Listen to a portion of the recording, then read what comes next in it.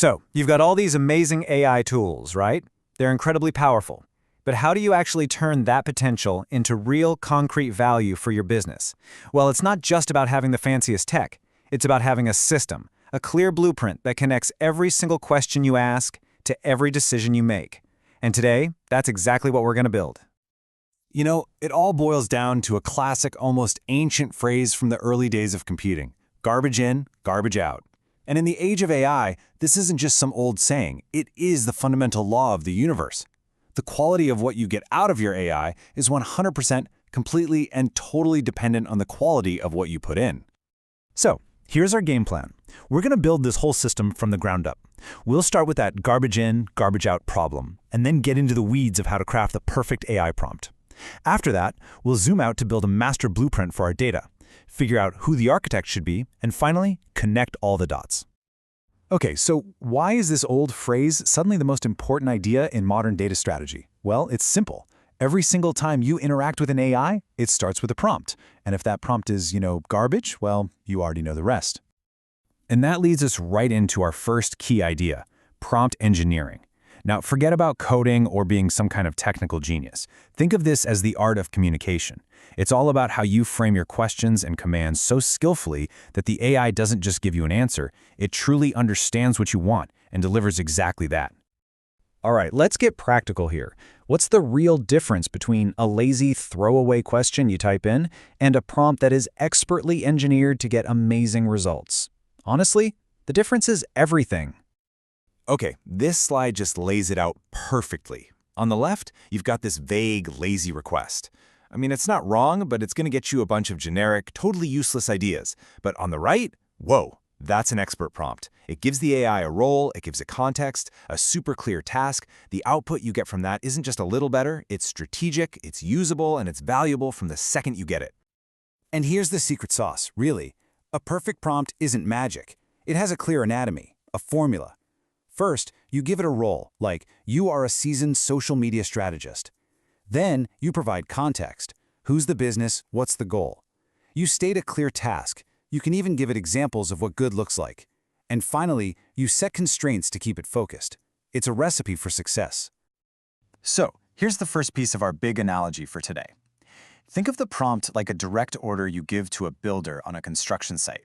It's put that beam right here and make it exactly like this. It's specific, it's actionable, and it happens right now. All right, so you've absolutely mastered giving the perfect on-site instruction.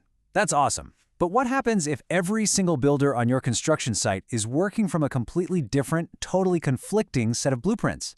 That chaos? That's the exact problem so many companies have with their data.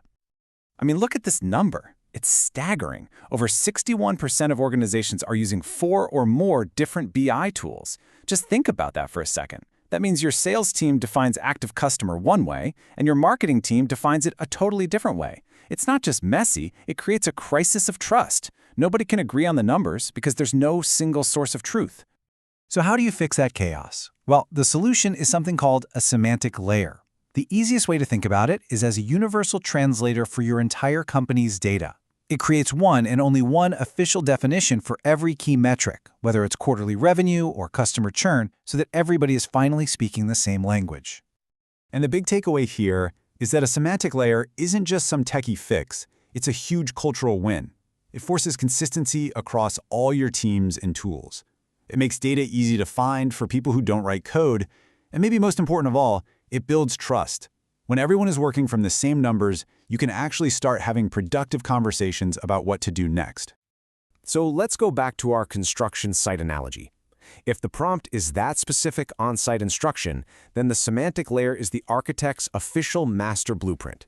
It's the one single document of truth that defines what a foot is, what load-bearing means, and exactly where every single wall is supposed to go. It guarantees consistency across the entire project.